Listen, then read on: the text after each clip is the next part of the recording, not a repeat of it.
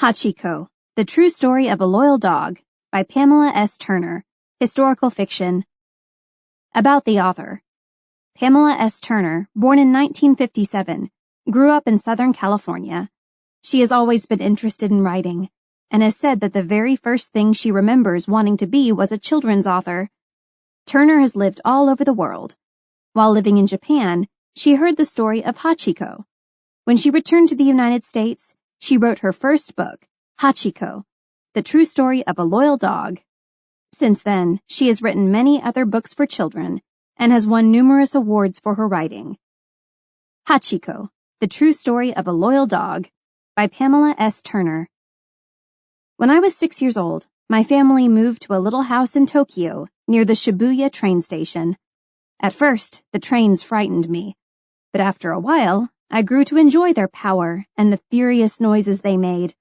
One day I begged Mama to take me to meet Papa as he came home on the afternoon train.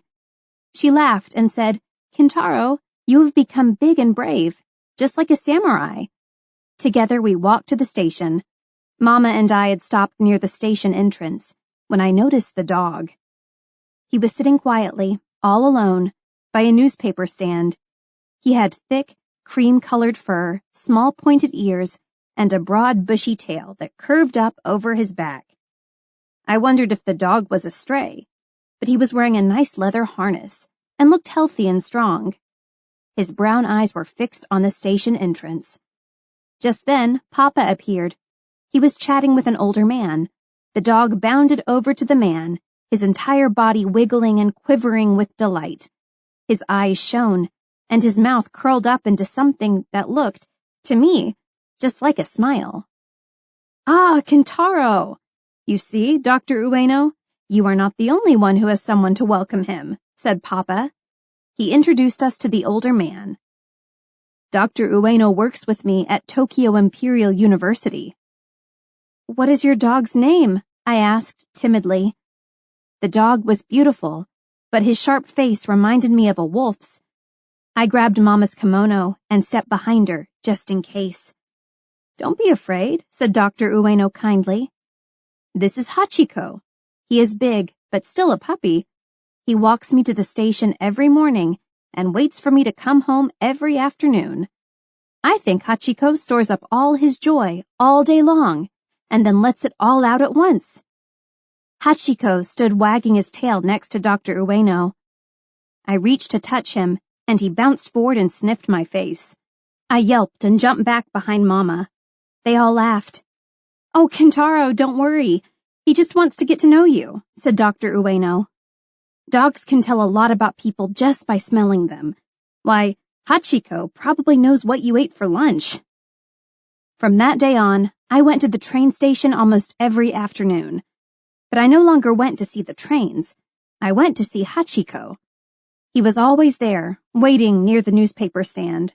I often saved a morsel from my lunch and hid it in one of my pockets.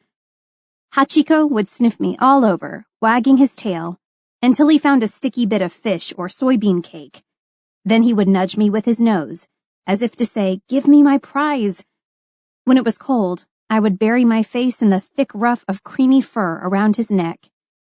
One day in May, I was waiting at the station with Hachiko. The moment I saw Papa, I knew something was wrong. He was alone, and he walked hunched over, staring sadly at the gray pavement under his feet. "What's the matter, Papa?" I asked him anxiously, standing with one hand on Hachiko's broad head. He sighed. "Kintaro, let's go home." Hachiko's bright brown eyes followed us as we walked away, but he stayed behind, waiting for Dr. Ueno. When we got home, Papa told us that Dr. Ueno had died that morning at the university. I was stunned. "But what will happen to Hachiko?" I asked, blinking hard to keep the tears back. "What will he do?" The next day, I went back to check on Hachiko, but he was not there. Papa told me that Hachiko had been taken several miles away to live with some of Dr. Ueno's relatives. "But I'll never see him again," I cried. "Why can't he live with us?" "We don't have room for a dog," protested Papa.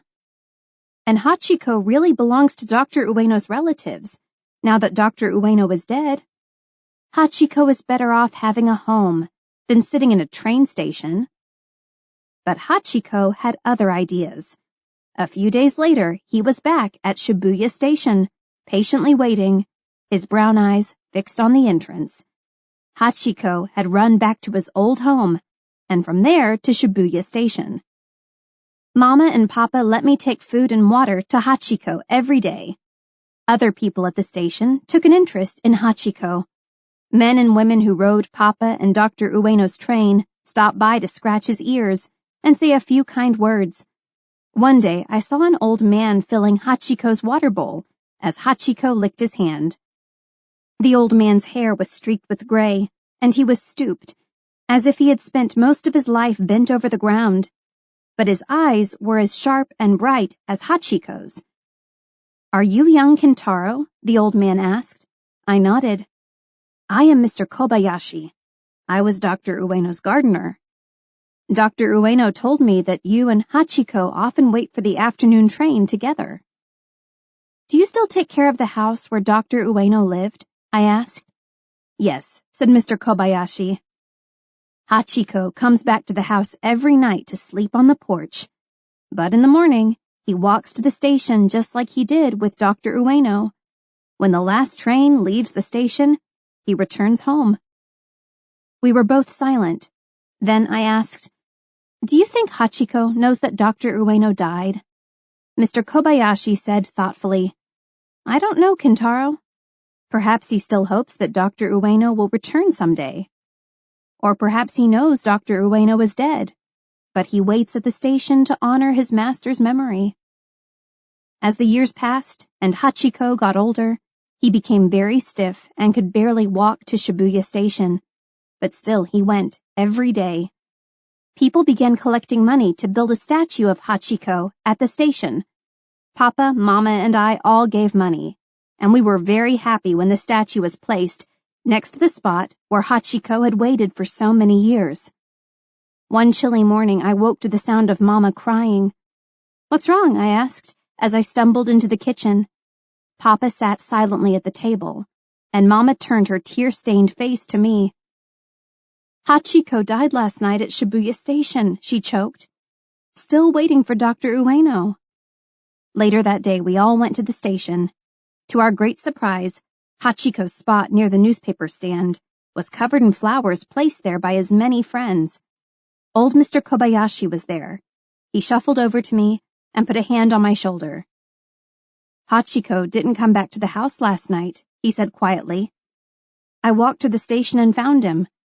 I think his spirit is with Dr. Ueno's, don't you?" "Yes," I whispered.